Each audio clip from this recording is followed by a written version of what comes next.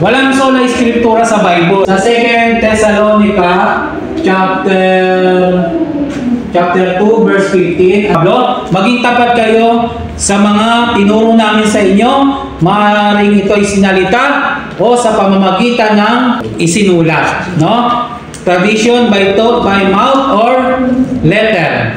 Sabi, 300 years from the time of Jesus, walang Bible.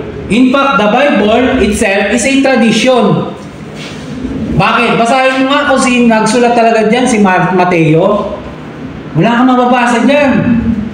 Basahin mo nga kung nagsulat talaga dyan, si Marcos.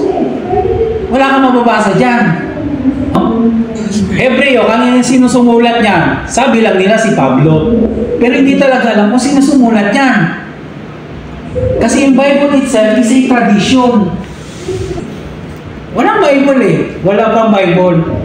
Paano lang nagpasa-pasa through tradition at ng mga isinulat. Kaya ang Bible, ang Catholic ang nag-compile ay isa sa source of our faith. Kasi meron tayong tradition at magisterium.